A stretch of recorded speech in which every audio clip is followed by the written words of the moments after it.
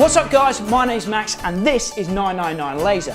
In the last video we met Ken Kaplan, a badass dirt bike lover who is leading the charge in the two-stroke revolution. In this video we'll be learning all about his insane classic dirt bike collection and finding out how a fist fight led to a reality TV show on the Discovery Channel. Let's jump into it. What inspired you to do the YouTube channel and how did you get to the level how long did it take you to get to where you are now? So we started the channel in like 2007, so really early on in YouTube. And my dad was always interested in video and always had like a family camcorder and was just filming things. And my granddad used to love coming to the races to watch, but he lives quite far away. So on the races down south, he wouldn't come all the way down to watch. So my dad would just film it on the family camcorder, upload it to YouTube, and just send my granddad the link to watch. And it was just for him. And then, 200 people will watch this, that's crazy.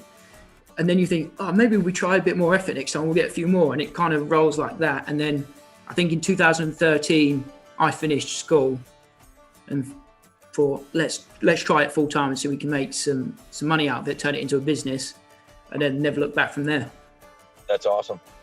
Yeah, it's like you, it's enabled us to kind of live the dream and look at dirt bikes all day, every day, pretty much.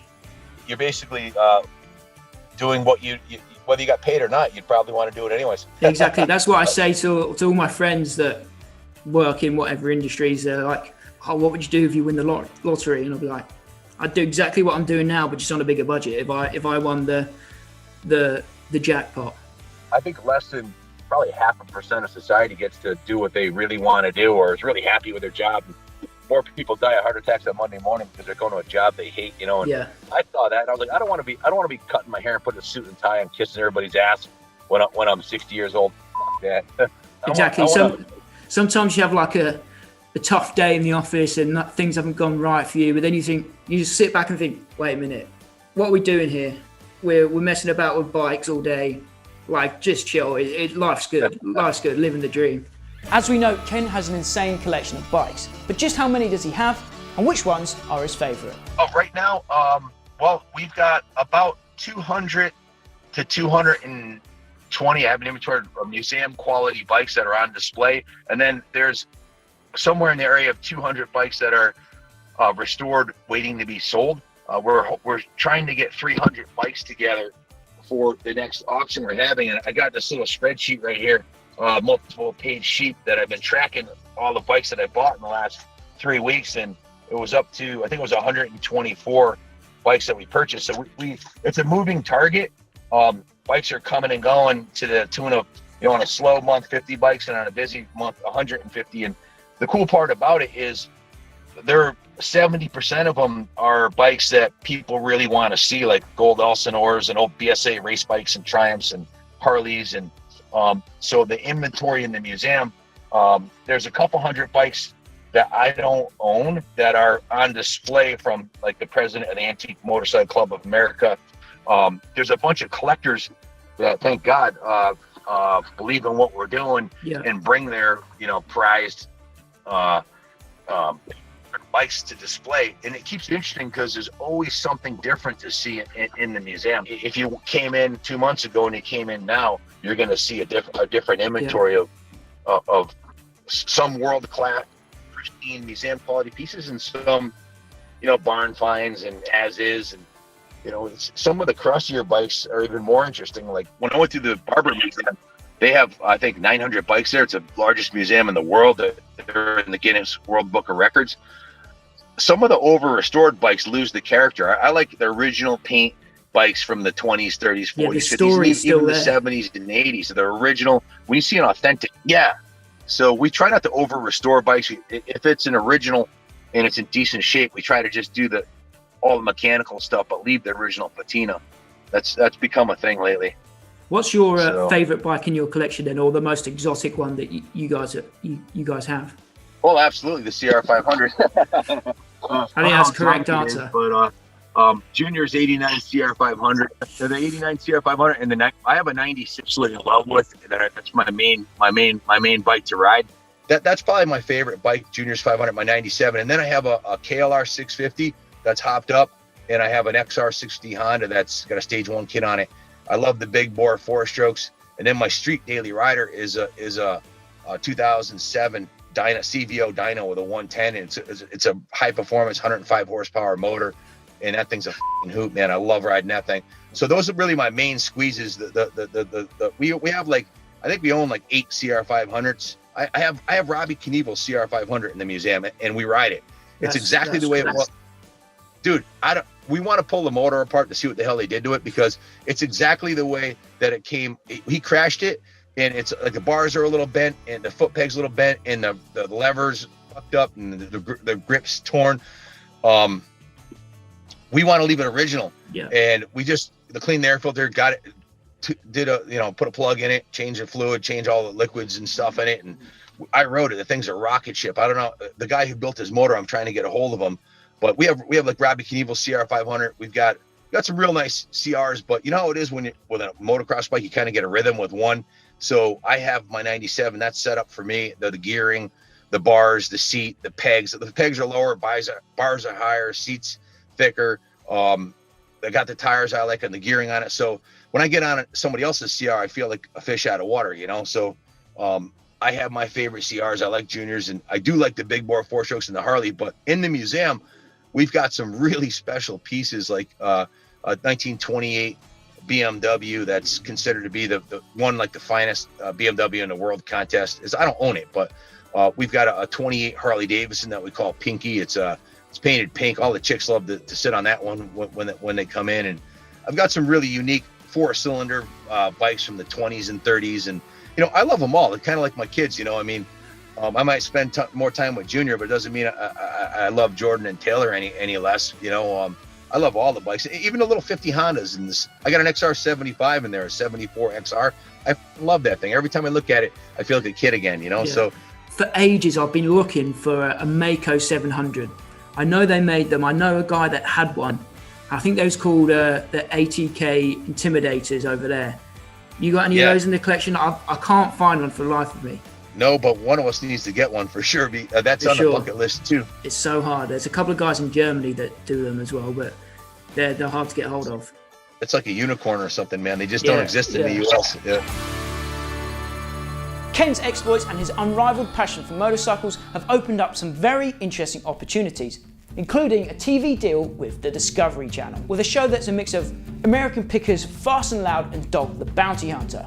Now, modern technology is great. It allowed me to chat with Ken, who is over 3,000 miles away, but it's not always perfect. So please forgive the sound issue here. It kind of turns Ken into Darth Vader for a bit, but don't worry, it does fix itself, and Ken shares some absolute gold. The last kind of section I want to talk to you about then is kind of the new business ventures that your motorcycle life has opened up for you. Obviously on YouTube you've got a popular channel here, and then last year you signed up with the Discovery show. And talk us through how that happened and what your hopes are for that show and the future. Well, like I said originally, my goal was to open a shop to spend time with my son, and I accomplished that. I had no idea it would turn into what it has. And the YouTube was just a tool for us to show people the bikes we had for sale. Right? I had no idea it would turn into like a cultural phenomenon where a lot of my best friends and a lot of our staff members are there because of the YouTube thing. It's opened so many doors for us. We were sitting in the showroom. We always thought, man, so much cool shit goes on here. And this would make a really cool reality show. And there's just so much chaos that goes on in the shop. And we had a phone call about a year and a half ago, and it was a production company called Hangar 56. They said, well, we've been hired by Discovery to find new reality shows. And there's 5 reps from Discovery that are looking to like 300 different potential reality shows a year. So they go through like 1,500 candidates. So guys like Ronnie Mack, you know, the snowmobile guy, just a whole bunch of people in our industry and a million other industries too. So they go from 1,500 reality shows down to 150, and those 150 have to submit a sizzler reel, like a 3-minute sizzler reel. So they call us up. They're like, yeah, we're calling for Discovery. And I was like, yeah, right. They're going to try to sell me something just like everybody else who calls. So we basically, I'm not going to say we hung up on them, but we didn't think it was real. And they called back, and one of the guys that works for us did research to know these guys are for real. So they downloaded a whole bunch of stuff and created a 3-minute sizzler reel. And 6 weeks later, they called us back and they want to fly you and Junior out to Hollywood, all expense paid, plus we'll give you $500 for spending money, the hotel, tickets, everything. We're going to meet in the Discovery offices. So we're like, okay, let's go. So we fly out there, and it was one of those surreal experiences when you go into the Discovery offices. They have this conference room that's bigger and more grandiose than any of the insurance companies that I've ever been into when I was in the computer industry. And there's a big glass window, the whole length of the wall. And when you're looking out the window, you see Hollywood, the Hollywood Hills. You know, you see on TV, the Hollywood Hills. That's what you're looking at. It's like $1 million view. And we walk in there, and I had just been in the first fist fight that I had been in many years. So I'm a pretty good sized guy, and I trained martial arts for 7.5 years, and I don't get in fights because people don't start fights with me generally. You know, if they do, I'm not, you know, I don't want to get in a fight. You know, I'm 55 years old, I have better things to do, and I don't want to hurt anybody. But remember I told you the 1%ers, they didn't come to one of our events. Well, they didn't come to the Brew Fest because they had another event, and we usually have, like, the Hells Angels will be there, and nobody starts shit when the Hells Angels are there, right? It just doesn't happen, you know. So, well, they weren't there, and the cops had just left, and this a brawl broke out between this guy and another dude, and my staff, the kids, Kyle and them, came running out, so we can't break it up, or we can't. For some reason, I got summoned, so I go over there, and the two of them are standing face to face, and I got between them. I was like, just better not. One of them was really the aggressor. The guy he was attacking had one leg, and didn't really, he was a badass dude, but he didn't want to. You know, he was 50 years old, and this guy was 35. He wanted to fight him, but he wasn't going to back down, and it was already hitting the fan. So it was like a picnic table between us, and I told him, knock it off, and he told me to fuck myself. So I walked around the table, and he took a swing at me, and I basically dropped him like a rock, mounted him, like I know mixed martial arts, I had a full mount with his arms pinned down and my hand on his throat, and twice. And the third, every time I let him up, he'd attack me again, and I'd flip him like a flapjack and beat him up a little bit, and again, a full mount, full control. So I take my hand off his throat, and he's done. He goes, fuck you, and spits in my face. So I pounded him right in the head, and I broke my knuckle on his head because his head was on the ground, which is a really stupid thing to do. I should have thrown him an elbow.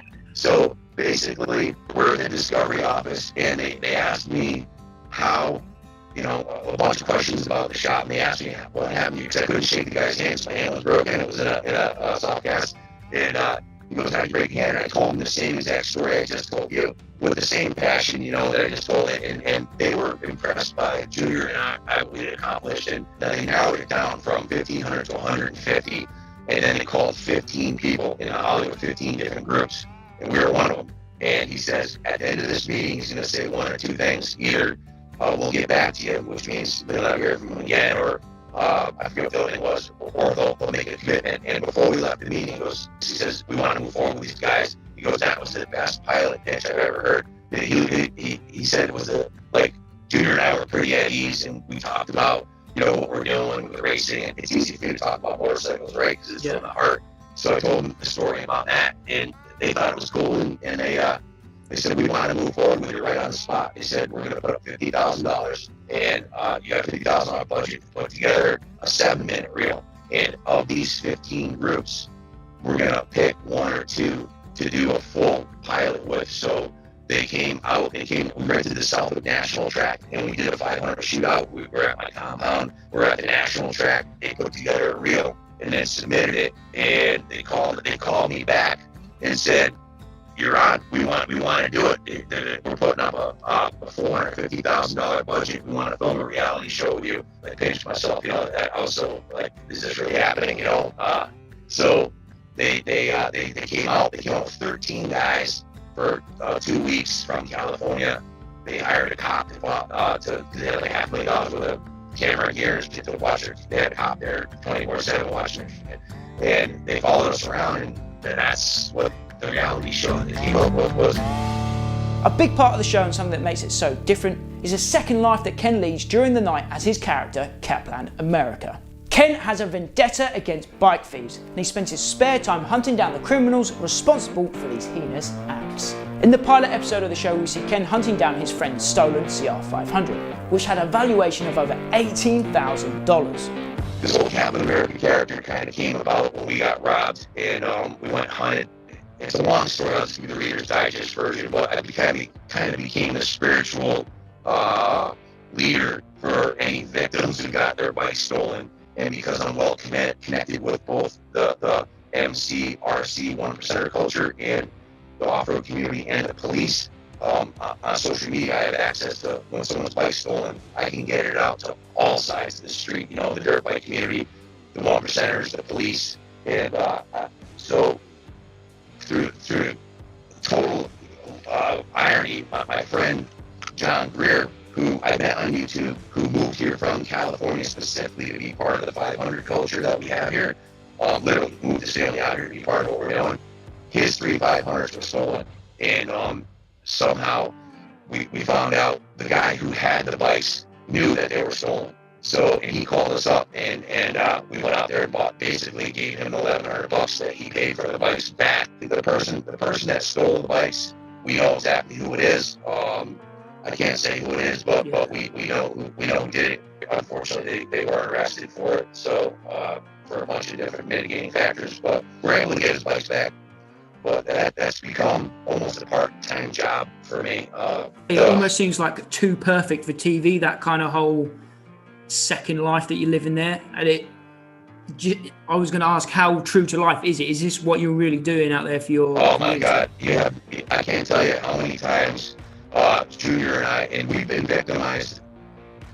The day before the museum opened, the day before, one of my employees, Tim Lodge, had 4 vintage bikes, 2 of them national championship winning bikes, and 2 of them museum quality bikes were stolen, and a kid got killed. He stole his bike. One of the wheelie boy inner city guys from I don't know if he stole it or they sold it to him, but he got killed on the bike like a couple days after our grand opening. So we will go into wherever the leads are. Me, Junior, and 3 other guys bigger than him. We have this, we call it the Zombie Apocalypse vehicle. It's a Ford V10. It's in the reality show briefly. It's a V10 with one of those big gnarly front bumpers and big jacked up tires, and there's weapons everywhere on it. There's axes, machetes, and we go to where the bikes are with baseball bats and other tools, to find them. It hasn't happened recently. I think that the motorcycle theft ring, the biggest one was taken down, I know, and the other ones kind of realized, in our museum, there are 1%er bikes in there, so as soon as the bike disappears, the whole motorcycle culture community is looking for you, and we're well connected in the vintage racing community and the antique community, so basically, you don't want to steal a bike from us or anybody who's affiliated with us, and if someone does, it's by mistake. As much time as I have to devote to that, I do. I don't want to get arrested, and I don't want to kill anybody, nor do I want to be killed. But I feel pretty motivated to help people out when something, especially a friend of mine or someone I know, someone in our community is robbed. So the best tool we have is YouTube and Facebook. We also have a fund, $1,000 reward for information leading to stolen motorcycles. We had Attorney John Heyman put in money, 1%er club put in money. I can't say which one, but one you definitely want to mess with. And then I put up $1,000. So I paid $3,200 in rewards, not last year, but the year before, for people who were willing to sign affidavits and turn in who was stealing them. In order to get justice served, you can go beat the shit out of somebody, but they'll be fine in a few weeks. The right way to do it is to have them arrested so they have a felony record, and then when they go into prison, justice is served in there. That's how I try to do it. I try to have arrests made so that they know, we're going to have a permanent felony record and do jail time. Beating the fuck out of them, it doesn't accomplish enough.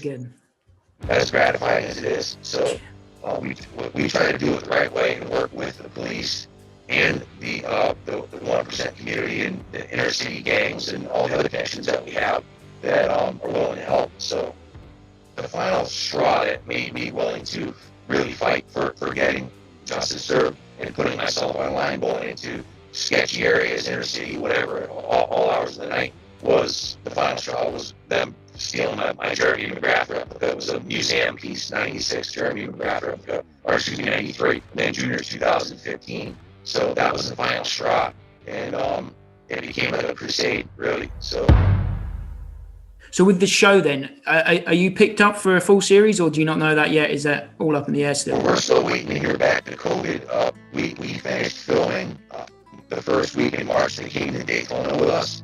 and they filmed Junior racing a 74 Mako and his 89 500 at Daytona. Since then, we lived in a COVID world, and they haven't done any more filming with us. The pilot showed up on 3 different occasions, including on another channel on Motor Trend, and we have a 3-year contract with them. So it was only an exclusive contract for 6 months. So they have the rights to move forward with us for another 2.5 years. But right after Christmas, their exclusive rights were written into the contract by our attorney that we can actually solicit Netflix or some other channel if we want to take our show someplace else. The problem is Hollywood's pretty much shut down. California's pretty much shut down. They're not allowing any racing to go on in California. And if they fly a crew out to us, they have to quarantine for 2 weeks. They have to have their guys sitting in quarantine for 2 weeks on the way out, 2 weeks on the way back. So we're in a real state of flux. And in reality, I don't think the future is reality TV. I think the reality is exactly what you and I are doing right now, and exactly what you created in the UK. In fact, if you took a reality show deal right now from Discovery to turn what you're doing into a reality show, you would immediately start making less money because they don't pay us much. They pay us $3,500 for the show, and we make a hell of a lot more than that on the YouTube channel and on what we do behind some bikes. So you are the king and master of your own destiny, or you can take your show anywhere you want. You put as much effort into it as you want and go as far as you want. The future, I don't believe, is cable TV. I think the future is YouTube and private shows like the one you have. I think that's the future. Would you agree, or what are your thoughts? Yeah, I would agree with that. It's definitely the kids coming through. They're on YouTube all day, every day, aren't they? That's how they consume media. And as well, from like our point of view, there's content creators. We can film whatever we want. We can do what we want, decide what content we want to do. I guess if you're working for a Discovery, they have input in where they want to take the show and what they want you to do, and the viewing figures all play into it. So I totally agree with what you're saying there. I think I'd like to add, Max, I don't want to seem ungrateful. I'm super grateful that Discovery put up over $500,000 a year of their time. Not with $500,000 just for the subcontractors. Then they had their whole staff, and they spent a bunch of time with us before, during, and after the show. So I am honored and super grateful, and I have no regrets. The $3,500 I gave to do the show was, I was grateful to get. I would have done it for free. So I look at the reality show, if it goes to series, which I'm praying and hoping that it does, is a tool to bring motorcycle culture back to mainstream America. Yeah. Listen, the guys that race motocross in the UK already know who you are, and a lot of them might know who we are. But unfortunately, our viewership is only 5% of society rides motorcycles, man, and maybe 1% races, right? Let's get the other 95% interested in what we're doing because of the characters we are, the father-son relationship, the other exciting things that are happening. So maybe a seed will get planted and they'll buy Junior a PW50 and another generation will come through. Because let me tell you, in the US here, sales of motorcycles have been plummeting. Shops have been closing all over the place, doing illegal stuff to stay in business. Harley Davidson stocks went from $80 to $18. They got kicked off the S&P 500. The Harley Davidson's like Apple Pie and Chevrolet, and they're not doing well, man. And the demographic, when I go to Daytona, I've been to Daytona every year for 30 years. Junior's been there every year with me since he was born. The demographic is skewed much older.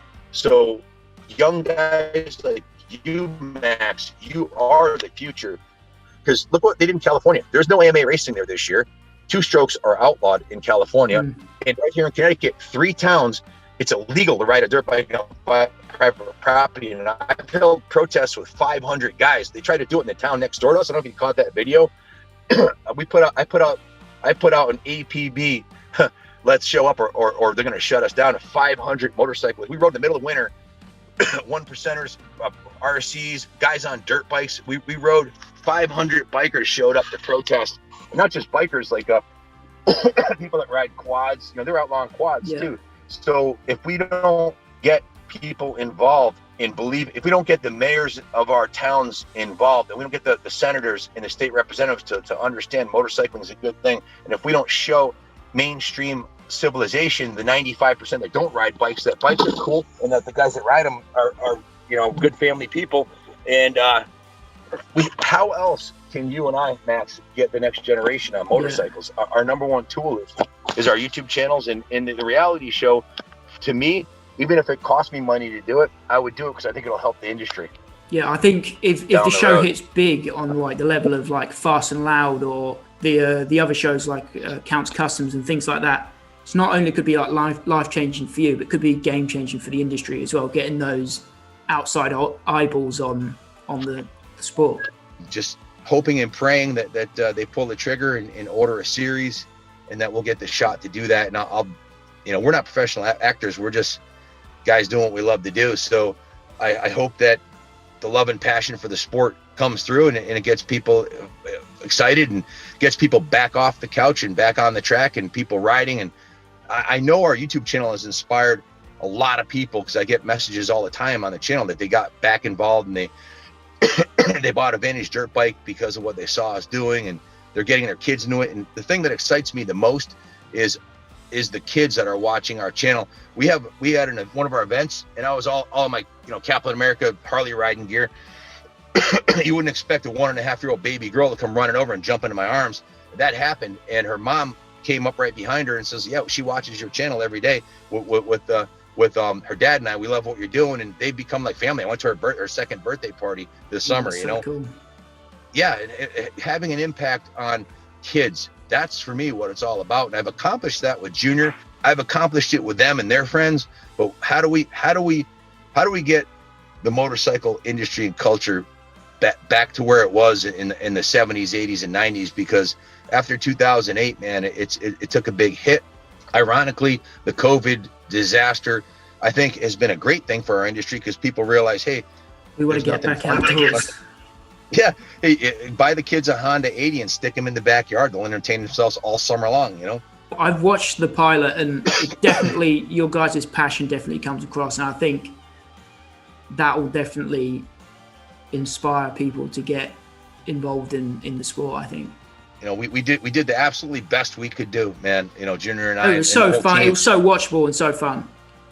We really, me and my dad both watched it here. We really both enjoyed it. So fingers crossed for us as well. We want a full series as well. Oh yeah, thanks, brother. I hope so. You know what I say at the end of the day? One of my wisest friends came to see me about 5 years ago, like the fourth time I ran out of money on the mill restoration and the museum creation, and he knew I was a little bit down on things. He goes, Ken, I know you're out of money. I know you're wondering how this is going to come to fruition. He goes, if it happens, if the museum opens and the shop is a success, it's God's will, and it's supposed to happen. If it doesn't, because you've done 100%, you're sober and sane, and you've given everything, you've given 100%. If it doesn't happen, then it's not God's will, and you can leave knowing you did the best you could. And I've taken that into every facet of my life. Like with the reality show, if it's God's will for it to happen, it's going to happen with Discovery or Netflix, or maybe it'll end up in the UK. Who knows? Someplace else. If it's supposed to happen, it's supposed to happen. And Junior and I are ready, willing, and able. My daughters want to be involved. Christy, we all want to do it. My whole staff, my staff kicked ass, man. I'm so blessed. The guys like Billy Blythe and the Wizard, who aren't actors, man. They did it. Yeah. They were natural, and they did an incredible job. And I was really proud of them and grateful that they're all with me on the team. I've got a kick-ass team. So if it's meant to go to that level, great. It's all in God's hands, and we just show up and bust our ass, do the best we can, and leave the results with Him. That takes all the pressure and stress off of me. Ken, I think I've taken up enough of your time today. Really appreciate it, dude. Hey, Max. You think you can pull some strings and get Neville to come over with you to race his 500? I'll definitely try and get him to come over and do with us and do some stuff. Tell him he's got a sponsorship, you and him both, from the New England Motorcycle Museum and Kaplan America. We're gonna hook him up with a CR500. Just tell him to bring his suspension over, or tell us his suspension settings. I got a bike for you and him, and a place to stay. Just come over, and if you guys can pull it off this year, we'll plan the 500 shootout the weekend around the 500 National. The Southwick National. So we can go to the National together, maybe race the 125 support class, and then do the 500 shootout. It'd be freaking awesome. It'd be YouTube gold for sure. Yeah, that's we also have Ronnie Mack. We're doing an event with him this summer. So why don't we get you, me, Ronnie Mack, and a couple other guys together? Neville, we'll just have a kick-ass time. Yeah, that sounds epic. It sounds like a plan to me. Who's excited to see that collaboration? If you are, let me know in the comments down below what you'd like to see us do. Once again, a big thanks goes to Ken for taking the time to chat. Check out his channel here. Also, a massive shout out goes to Jake Griffiths for always sharing the love. Cheers mate, appreciate it. As always guys, I'm Max, this has been 999 Laser. Remember to like, share and subscribe. Till next time, I'll see you at the track.